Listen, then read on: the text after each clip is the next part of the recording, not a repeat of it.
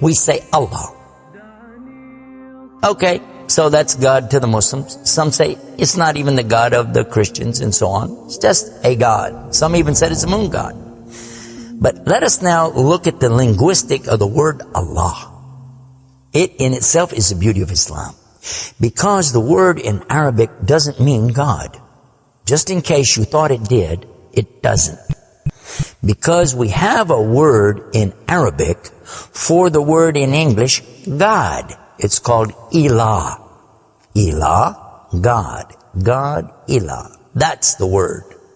But when we speak about the one and only God, the one that's to be worshipped, the God of Adam, the God of Abraham, and the God of Moses, God of Jesus Christ, peace be upon him, and the God of Muhammad, peace be upon him, we're talking about essentially the only God that's worthy to be worshipped. No other God. Now, what would be the proof for this? I realize that we have a lot of detractors who will say, no, it's not true, I don't believe it. Let's get a proof from the English translation of the Bible. That's a good place to start. Around the earth, there are many hotels and motels. And almost every one of them that you go to, there's a drawer beside the bed that when you open it up, you'll find a book in there and you'll take it out. Now, what is that book? And you already know the answer. It's the Bible. It's the Gideon publication of the King James Version of the Bible. The Gideons are very proud of it because they've translated it into so many languages. If you'll turn a few pages right in the beginning, you'll find examples of the translation to Chinese and Korean and into Urdu, the language of Pakistan. You'll find it into Tamil. You'll find it translated into Afrikaans language, which happens to be the first. And the second language translated to is Arabiya, Arabic. And there is an example of each one of these languages from the verse in the Gospel of John, chapter 3, verse 16. And you know it very well. For God so loved the world. That's how it begins. And if you look in the Arabic language, the example that they gave in that Bible, it says Allah. Allah. That's what it says. For Allah so loved the world.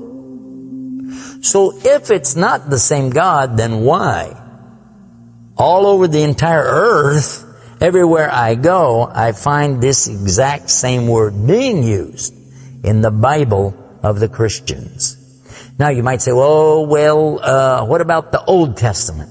Well, just in case you would like to check it out, you can obtain a copy of this from our website. It's called The Beauties of Islam. Let me spell it out for you. It starts with B, beautiesofislam.com. Go there and see for yourself. The example is right there. Page 1 of the book of Genesis, of the very beginning of the Quran. Page 1 has 17 verses. And there's the word Allah. Alif, Lam, Ha, 17 times. So just as it's the God for the children of Israel in Arabic language, and it's the God for the Arabs who are Christians, it's also the same God for the Muslims. The word is Allah.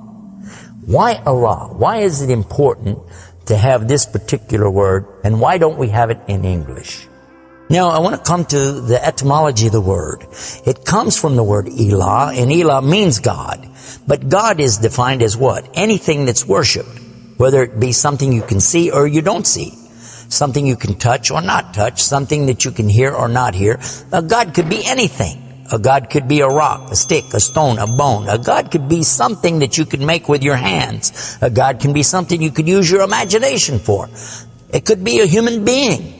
A God could be anything. G-O-D, God could be anything. But there is no word in English for Allah. So when you translate the word Allah to be God, you've actually diminished the meaning of Allah. That's why whenever you translate the Bible from English to Arabic, you need to use the word Allah instead of God with a big G, which now gives us a clue to the problem. In the English language, they only have one word, God. little G-O-D. It means something worshipped. It could be idols, images, pictures, statues. It could be human beings. It could be anything. This is God's, little G-O-D-S. But when you mean the God, you have to capitalize the G. You have to make a big G. Now, what happens if you're going to start the sentence with the word God? You have to make a big G anyway, don't you? So you wouldn't know if it was God, big God, or God, a little God, just any old God. You wouldn't know. Also, whenever you're speaking to someone, they can't see the letters. So when you say God, which God? What God are you talking about? In Arabic, though, it's clear. When you say Ilah, okay, he's talking about a God. And Allah is an Ilah. But he's also Al-Ilah, the only Ilah.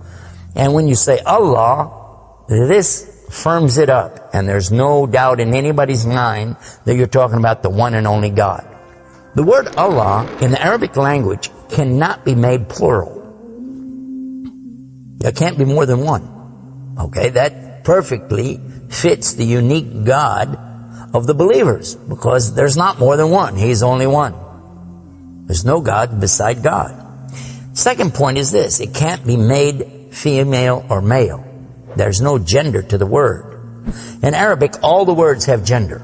All words have gender. But this particular word is only having gender because of the Arabic language, not because Allah has gender. I'll give you an example. It always says like Allahu. This means Allah, He is. But when we say He, it's out of respect for Allah, because Allah is without gender, because He's not like His creation, not male, not female. Additionally, we find that the examples in Quran, for instance, when Allah is talking about Himself, you'll find it says Nahnu. Nahnu means we. And Allah refers to Himself as Nahnu. He also says khalaqna. He says khalaqna. What does that mean? He's saying that we created.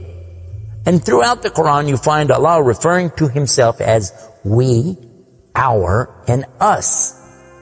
And right away you're going to say, okay, if that's not plural, then what is? In fact, this is the royal we used by a king or a queen when they're giving decrees. We have it in English too, so you can understand. The king says, we decree the following, and he's talking about himself. It's the royal we. Now, I thought about this quite a bit, and I was trying to think, how could I give a better example? After all, most of us, myself included, never met a king, never met a queen, and so I'm not really familiar with that usage. Although it's there, I'm not sure what you're talking about. So then in studying the English language, we find that it's true that we do that when we speak to someone directly. Watch this. When I say, for instance, this cup. Okay. I would say, this is a cup. This is a cup of tea. I would say, this book is. I would say, those artifacts are. Those are. This is. These are. So I'm saying is and are. Did you catch this now? These things are. This is. Now when I speak to a human being, how do I do this? Well, I will say, you guys. All of you are. All of you are. A-R-E.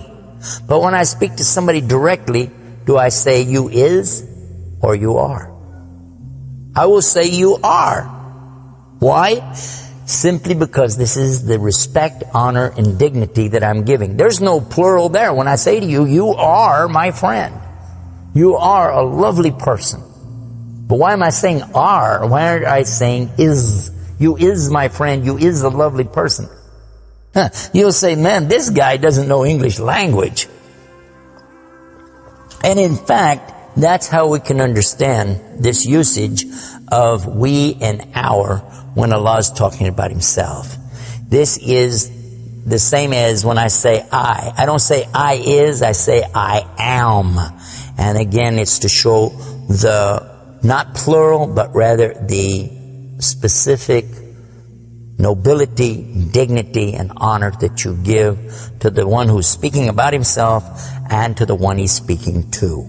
And in the same way, that's exactly what Allah is doing when He says nahnu and khalaqna and other examples throughout the Quran. So now what we've learned is that Allah's name itself is the perfect name for Allah. It is something that is so fantastic to describe who He is and who He isn't. The one and only God. There is none other like Him, nothing like unto Him, Allah, and at the same time, the dignity, the royalty, the honor that's due Him is contained in His name. Not like anything else, not male, not female, and yet He is the all Allah, the only God.